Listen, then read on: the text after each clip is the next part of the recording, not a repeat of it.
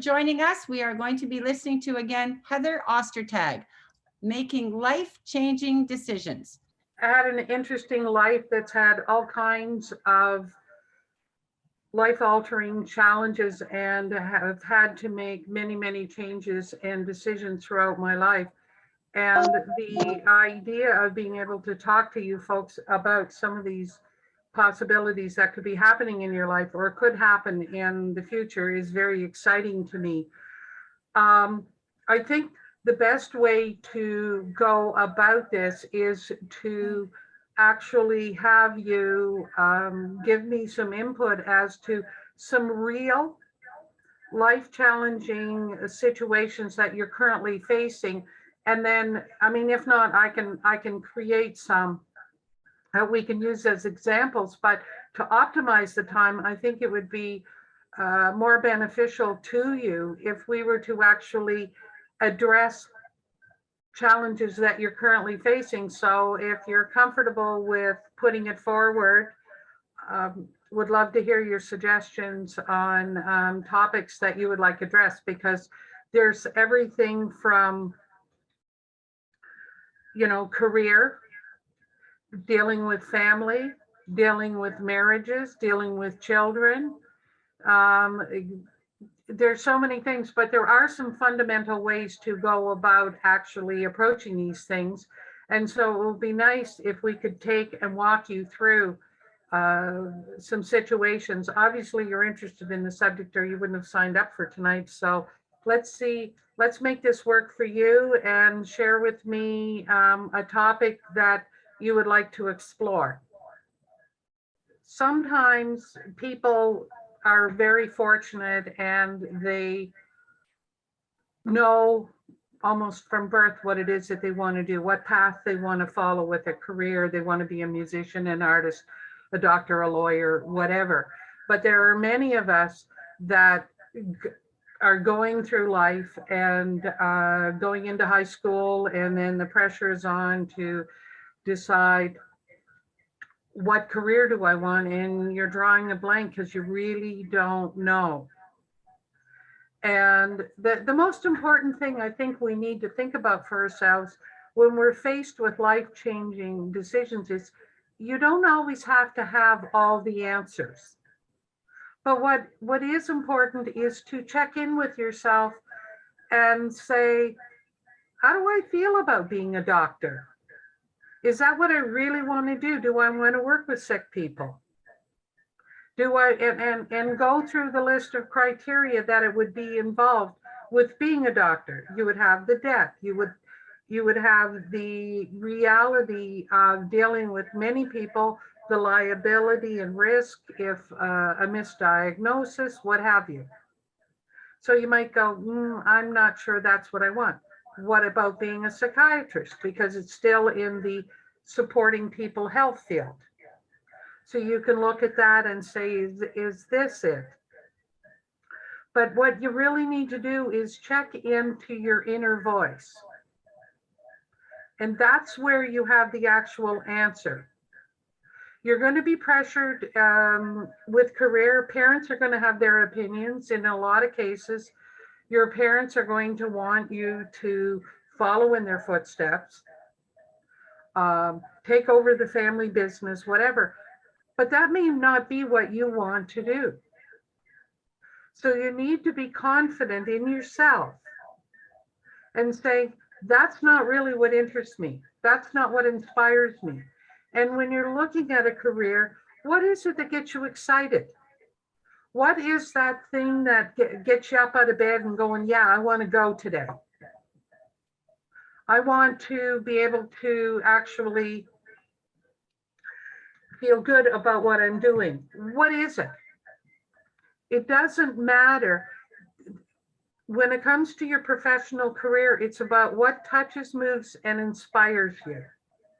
And you're the only one that really knows that the answer to that. I mean, it's like opinions. Everybody has one. But the only one that really matters, like a good example, today I was down at Princess Margaret Hospital with my sister, who been diagnosed with multiple myeloma, which is a non-curable form of cancer. And she is recently, we've seen her through her first stem cell transplant. And they're talking to her about a second one because the cancer is so aggressive. And she was faced with it today. Did she want to do round two or not? She had thought going into the appointment that yes, she would. We asked a few questions, and all of a sudden she stopped and she was like, I'm not ready to make a decision. And that's the perfect decision to make. Later, she's saying, well, maybe I should have said yes, and it's not. And it's like, no, if you're not ready to make that decision, don't. Wait on it. And the doctor was very generous. So we're going back again in 2 weeks and revisit the subject because with this, I mean, talk about life altering. She's got a narrow window in which to either do plan B or she has to go on a pill medication regime for the rest of her life. That's a pretty big decision to make. But it's important to take the time because sometimes there's those things we don't know in that moment. But her instinct said to wait. So that's the right decision. A lot of people might have felt that, oh, well, make the decision because you're saying the beds availability and all this and that. But in actual fact, everything in the universe works out the way it's supposed to. You just need to trust yourself, have confidence in what touches, moves, and inspires you, and make your decisions from that place. I know myself, I've had any number of times in my life where, and I'm more than happy to share a few of them to help stimulate some ideas for the rest of you. I had been the president and CEO of a funding agency that supported the Canadian music industry. And one day out of left field, they fired me. It was politics. Okay. And the moment they did it, I'm at my desk, I stopped working and everything. And they asked me to agree to say that I was retiring without thinking, because I've learned to use my intuitive, and I use it more because when I use my brains, screws up every time. I use my intuition and it works out. I actually had the audacity to say to them, well, if you want me to say I retire, I get a retirement party. Okay? I got one. And you know what? I didn't know it. I was dealing with a lot of other situations from the time I was fired until they had it organized. But at the end of the day, what it did is it gave me the opportunity to have closure. I got to get up and thank people. I mean, there was over 300 people at my retirement party. It was crazy. People came from all over the place and gave me hugs and, you know, what have you. But I was able to thank and acknowledge those people, and that gave me closure. And that allowed me to move on without anger or resentment because it was completed. And it was like my instinct said to do it. Yet logic would say, Heather, you've just been fired. Why would they give you a party? But they had their politics, they had their reasons, whatever they are. But you don't know if you don't ask. I can remember going in years before. I had been working long hours and was getting some pressure. I was married at the time, and I was getting pressure for not being home much. And I went into the bosses to say I was looking for a bonus. And in my mind, I wanted $1,000. This was back in the 80s, okay? And so we broached the subject and we talk about it. And they actually said, well, what about a bonus? And I said, yeah, that would be great. And they said, how about $300? And I was like, yeah, no, but what I said is, well, that's not quite what I had in mind. Well, what were you thinking? went with my instincts and said $10,000. I got a $10,000 bonus that day.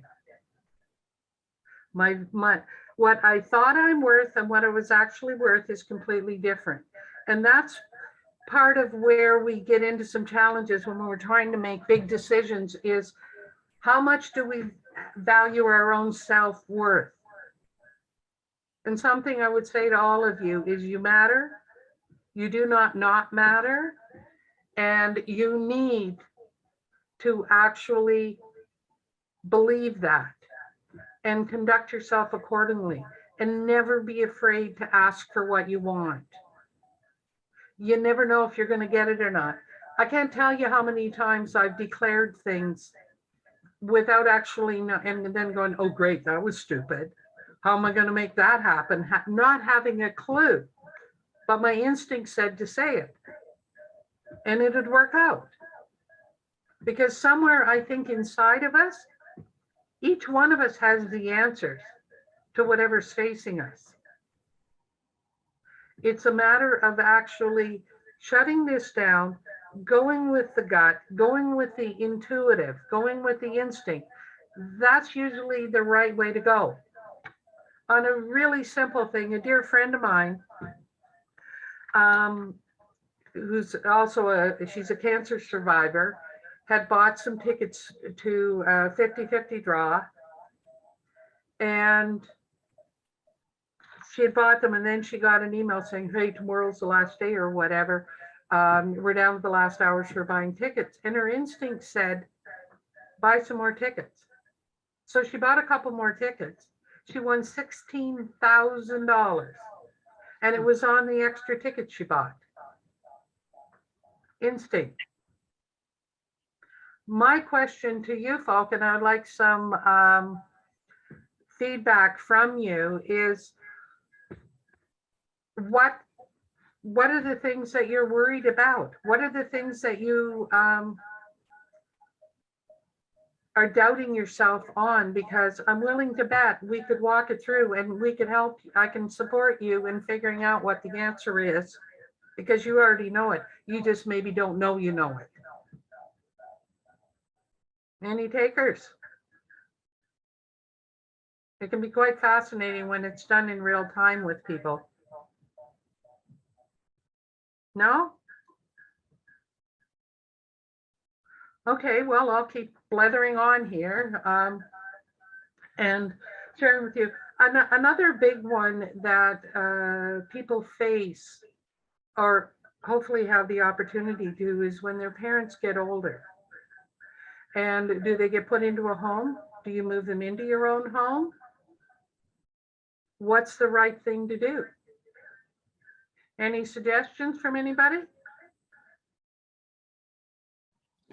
I think it has to do with several things. You know, finances would be one. I mean, first, before finance would be, you know, is it feasible? Is it workable in my relationship? Is it going to be, you know, accepted in my family? What about, you know, if I was married, it's my parents. And so, you know, you have to look at so many of the parameters, so many of the factors. So, yeah.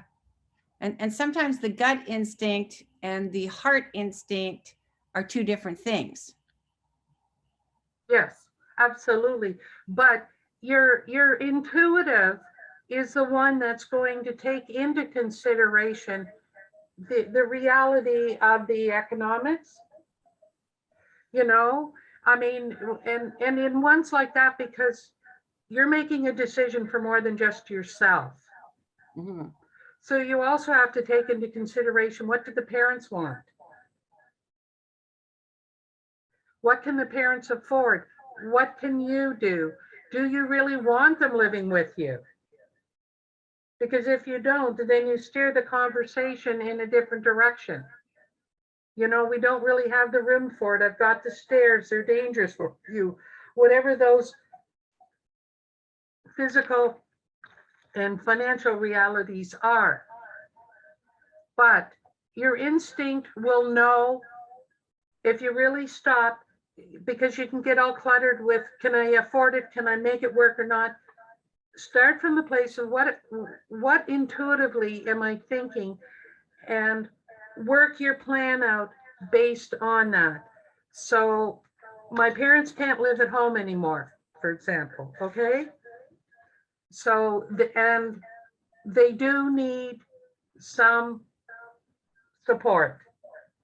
I still have to work full time. So is it better they go into assisted living?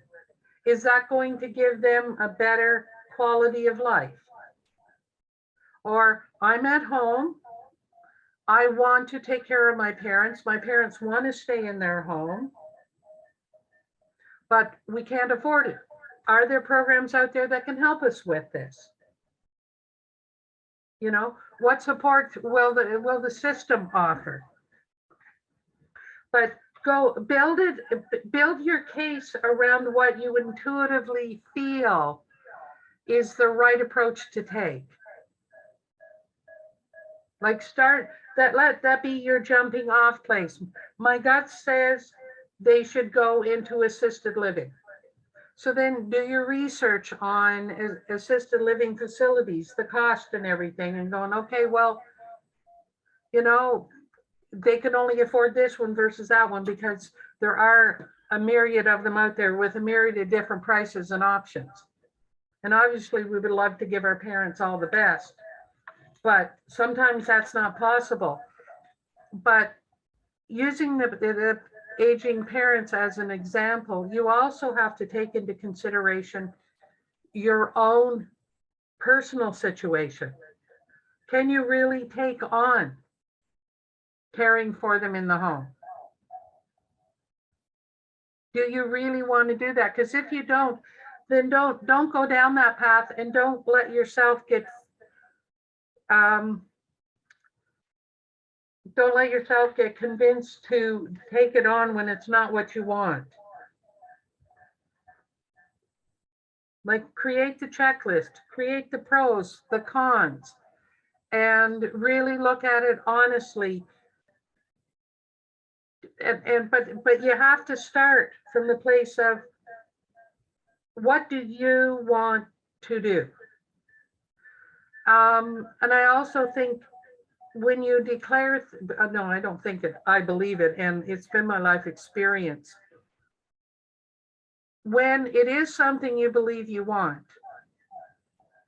declare it out loud, write it on a piece of paper, what have you, be very specific. It's very powerful in helping you to accomplish those things, because some of the life altering things can be a new job.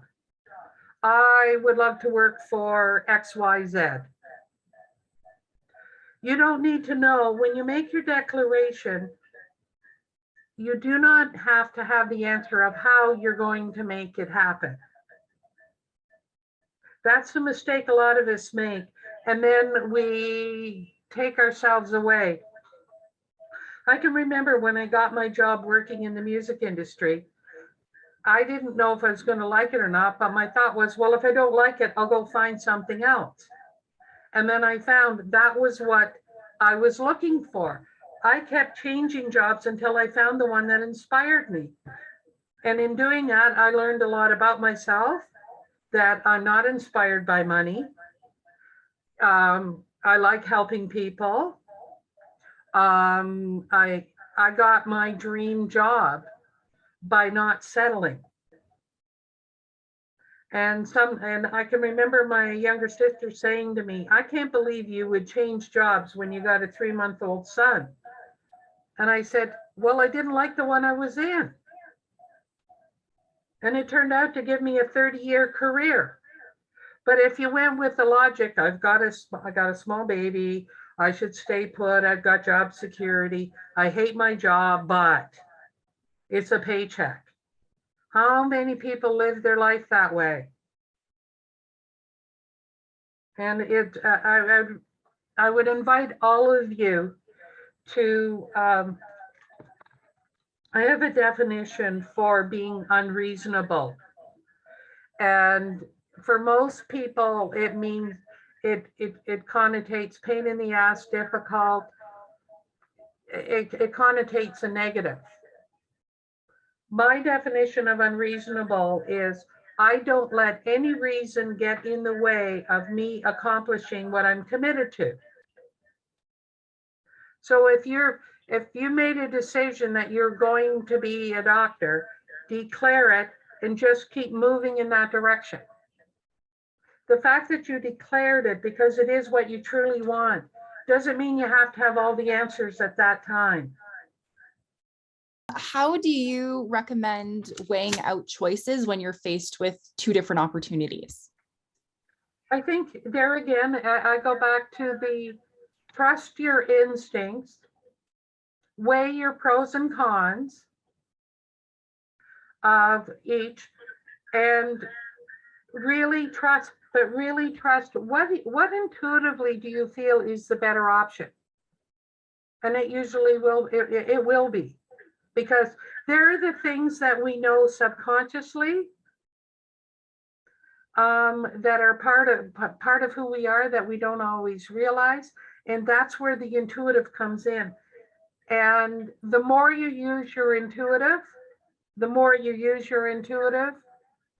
the easier it gets, and it can become automatic. Because I can guarantee you, every time I ignore my intuitive, it never works out. I talk myself into it, and then I'm going, why did I do that? It didn't work. I know better. And so if you need to have a process by which to do it, I would make a list of the pros and cons, but I would also immediately identify before I did that, which one you had intuitively felt made more sense. And the fact that it makes more sense for you may not be the same reasons it makes sense for somebody else. Because in some cases, it could be monetary. In some cases, it can be status. It can be location, whatever, and it could be a combination of those things. But don't let the cons, if your intuitive is really driving you towards that, don't wake up at the end of your life going, oh, I wish I woulda, shoulda, coulda. Be unreasonable and try it. The worst that can happen is you make another decision again. But I have personally found that it's like, I'll get a little bit personal here. I am a kid out of Orillia, Ontario with grade 11 education, okay? I have run a publicly, privately funded funding agency that when I took it over was a budget of 200,000 a year that had 20 million a year when I left it. I traveled throughout the world representing Canada, explaining what we were doing and how we were doing it, helping many artists succeed on the international level. I received many accolades, including the Order of Canada, for the work that I did. Now, should somebody with grade 11 education be able to do that? Doesn't sound like it when you look at what the expected criteria is, but I ignored and just went for what I believed. And that's where it took me. I didn't know that's where it was going to take me. I didn't know I'd get to travel all over Canada and throughout the world. It's something I always wanted to do, but it wasn't even in my mind at the time. I was taking a new job because I didn't like the one I had. And because I was looking, I didn't know what it was until I found it. So don't give up because you have a job, and people will go, well, you have a job, you've got a paycheck. That's the reason. I had debt, I had everything and changed. And when I found what it was, I knew it and I stuck with it. And I have had the most amazing career and opportunities in my life, and inspired and encouraged so many Canadian artists. So like, I mean, I'm part of I can claim supporting Katie Lang, Blue Rodeo, Nickelback. Okay, don't hold them against me, okay? And many, many, many other artists that have gone on to achieve national and international success through this program and got to learn a lot about myself in the process. That was operating from instinct.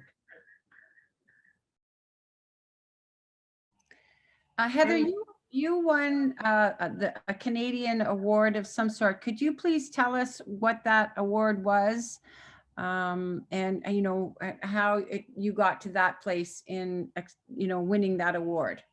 I've actually got quite a number of them, but one of the ones that mean the most to me was at Canadian Music Week. I was given the Brian Chater Industry Builder Award for the work that I had done in helping to build and develop the Canadian music industry.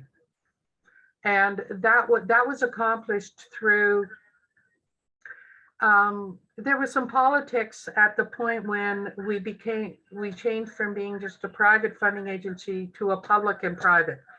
And the government money was federal, and so was expected to be spent across the country. And we had people in Toronto that believed that wasn't the way it's supposed to be. It's supposed to be for them because they lobbied for the money. And I believed in the contract with the government and went out and helped create music industry associations in the various provinces and territories in Canada to help them support at the local level. And then I would bring them together several times a year for meetings where we would discuss the programs for the organization, but we would also discuss challenges they had where there was a sharing of information. So it wasn't reinventing the wheel with different problems in that, and really built a strong Canadian independent music industry.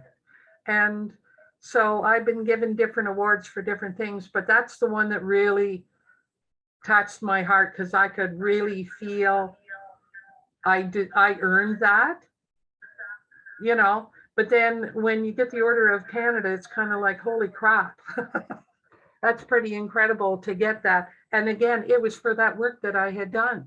And it was recognized at the national level. And if you don't know, the Order of Canada is the highest honor we can receive as a Canadian, as a private citizen, for what we've done to make Canada a better country. That was never even part of my vision. It was just, I really love what I'm doing. And look what I was able to accomplish because I was passionate and engaged in what I did. And that's what it takes. I agree with Linda's comment. Do you have any advice for younger people of how to find that thing that makes you so passionate and how to find the, like you say, the opportunity came to you? What like recommendations do you have for people going through the same paths? I think that with a younger person, I think the first thing to do, okay, one thing, and this may not be what people want to hear, stop trying to think you're going to be an internet star, because that's a lot harder than people think, unless it's your real passion.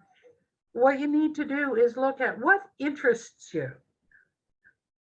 Do I like music? Do I like reading? Do I like working with kids? Do I, you know, go through it and then break it down to what it is you really like to do and what careers are offered in that vein, and start applying for jobs in that area. Like if you like working with kids or you think you do, try and get a job at a daycare center and find out if it really is for you, because sometimes what you think and then what the reality is are going like, no, that's not me. So what else am I interested in? What inspires me? What are the things that I like to do? And whatever it is that you like to do and can feel excited about doing, that's probably the path you need to go down, because then you're not working. It's when you work is that thing you go to every day where you're going, oh God. But if it's something you're really excited about, it's not work anymore. And that will stick with you. And I mean, the world has changed so much too, because when I'm 68 years old now, okay? So when I started out, it was being, you worked hard, you got a job, and you stayed with the company and you retired. Yeah, and that's all over now. Companies only want you staying a couple of years and they want you moving on now. So with that being said, just if you're in a job, like, don't be afraid to try something that you don't know if it's going to work or not. Because if it isn't, then try something else. Linda, you've got your hand up. I do, thank you. You talk about, intuition and pursuing your interests. I'm just wondering, I mean, I'm in my late 50s, and as I was coming through, we used to talk about your purpose or your calling or God's call on your life. And I'm just wondering how, if at all, you support those individuals who have some kind of faith base and integrating their belief system into making these life choices. Oh, I think your faith base is a very important part of your intuitive and the decisions that you're going to make, because it is part of who you are. It is part of what influences you. It's a part of what's a priority to you. It's like I have my own belief system. And so it would be impossible for me to take on doing something that conflicted with my belief system. So it has to be in line with that. Awesome. As long as it's your belief system and it's not one that's imposed upon you. Mm-hmm. It's what Thank you're you. voluntarily, willingly choosing to be. Like, I'm sure we can all agree that our belief system is thou shalt not kill. Okay, so you don't want a job where you're going to be, you're out there killing people. But whatever you believe in will and should be integrated into whatever it is you choose to do. It's like an extension of my day job. I'm creative and like to do things, okay? Mm-hmm. But I also like to help people. So I've started a business. I do consulting work, and I love doing that and helping people to realize and put strategies together and helping them to plug into their intuitive. But another side of me has my own creative outlet that I like to do. So I make one-of-a-kind pieces of jewelry and sell it really inexpensively. And it supports people that don't have a lot of money to be able to buy something really nice for somebody that's unique. And that fulfills my creative. It fulfills my criteria of wanting to support people. And like recently it was the Random Acts of Kindness Day, and I grabbed 30 pieces, put them into some nice little bags, and took them down to where I go to Aquafit. And the first 30 people I saw said, here, take something. And I felt really, really good doing that. So it's different pieces of me, but it all kind of comes together with my belief system. Does that help? Yes, absolutely. Thank you. I had remuted myself. Thank you very much for addressing that. Oh, good. Okay. Next question.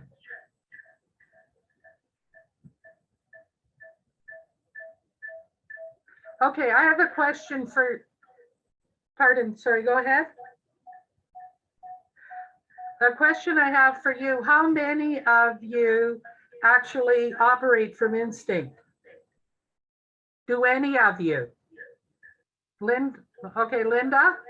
Yeah, I would say that they're definitely, especially when you frame instinct as being part of a belief system and my faith, then I would say most definitely my life decisions are influenced by an undefined knowing.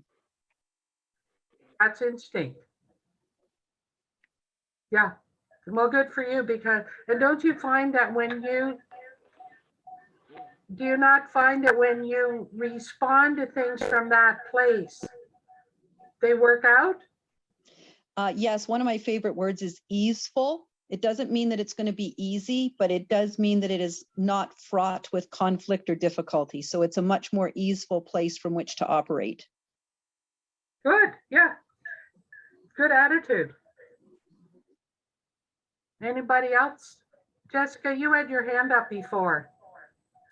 Yes. So what I was going to say is about instinct. I think it's important to balance the nature versus nurture of what you've been raised to do, what you see as others doing, but then also what you feel like within yourself. And often that comes from faith and other forms of like teaching.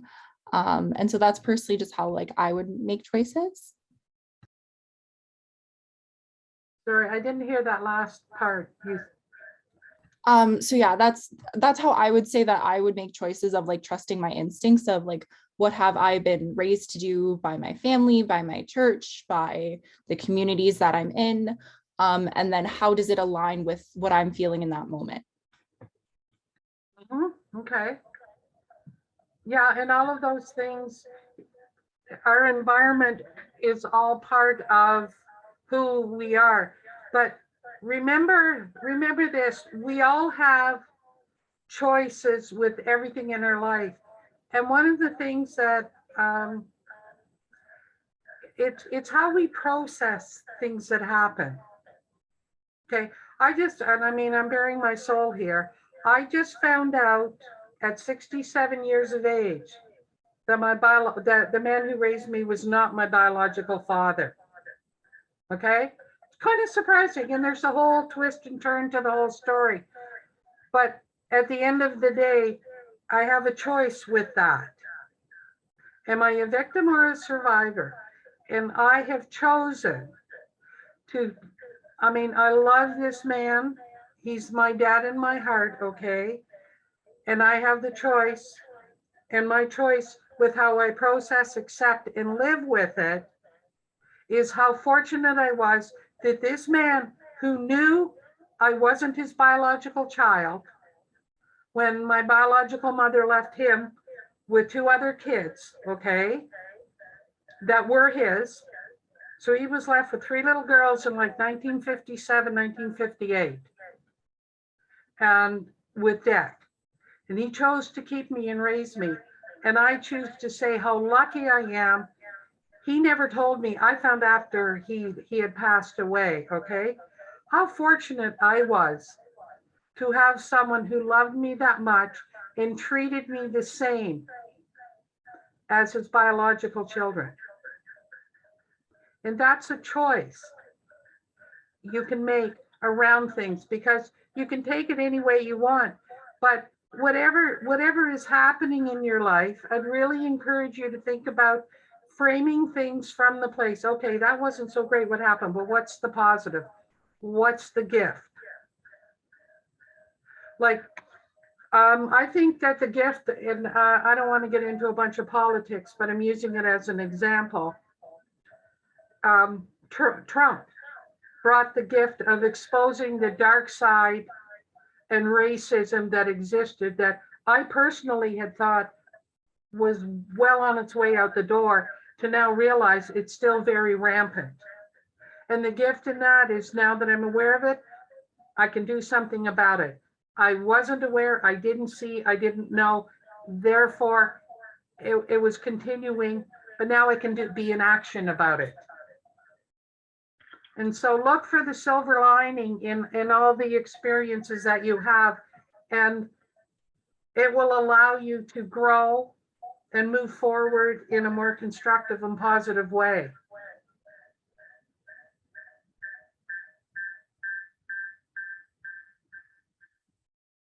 No? Nothing?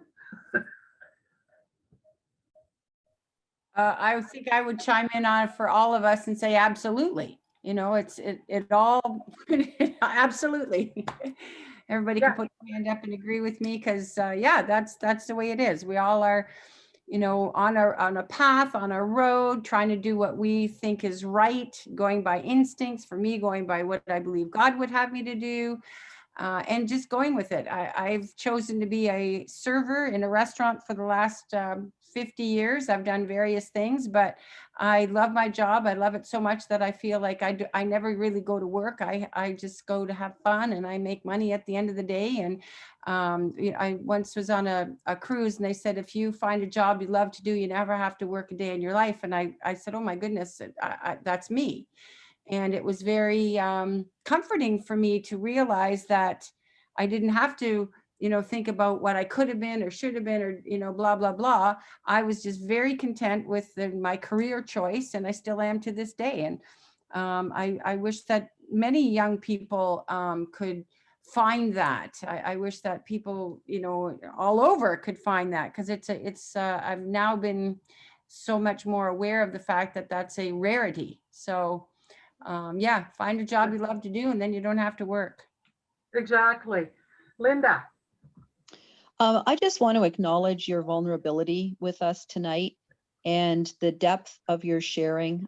Certainly, you have been, you know, very authentic with us and shared some deeply personal information up to and including your most recent revelation. And I think that speaks to, you know, coming from the heart and coming from your sense of what can I share with a group? What are they going to respond to? And in terms of the relationship that you had, I think that sometimes we put a whole lot of stock into, you know, it having to be blood. But clearly your dad loved you, and clearly your dad was committed to raising you as his child. And our relationships with people go beyond the formal ties, society's ties. You know, you can't help who you love. And I think that it speaks volumes about who the man was who raised you, and your ability to appreciate him and the gift of living that he provided you with. And once again, I just wanted to say thank you for being vulnerable with us and sharing what you've shared during this last hour. Oh, my pleasure. Thank you. I think it's important that we just be our authentic selves. I don't know how to be any different than an open book.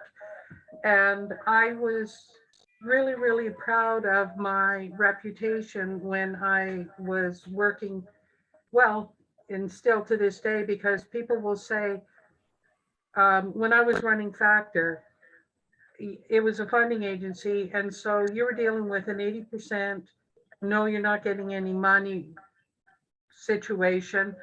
And of the 20% that were getting some, maybe only 5% were getting what they asked for, and the other 15 were getting some of what they asked for. And my reputation, and I was really proud of it, was you're not always going to like what she's got to say, but it will be the truth.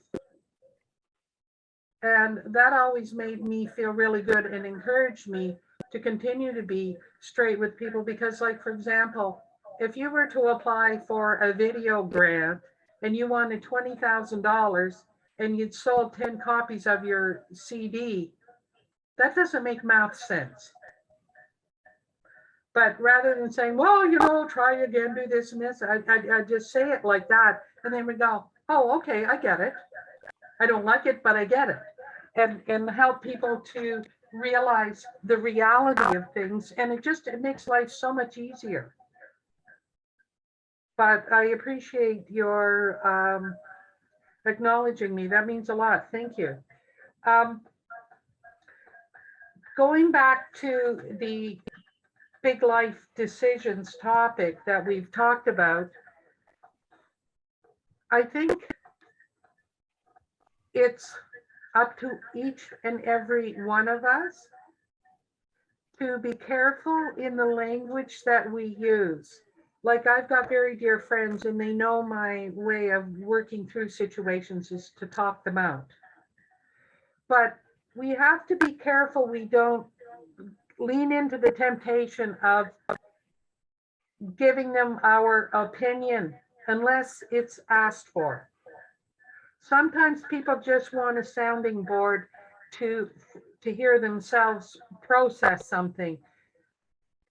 It's really important that we support people in coming to decisions that are their decisions.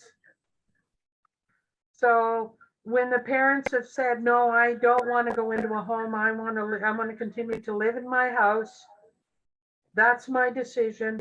Whether you agree with it or not, you should respect it. Don't, because you think it would be easier for you or whatever, to have them go into assisted living until other people are ready to make the decision for themselves. It's not for us to impose our opinion on them. We need to listen to people. We need to respect that they have their own experience and their own reasons for why they're doing what they're doing, and allow them to make those big decisions themselves. I don't know if I'm being very clear or not on that.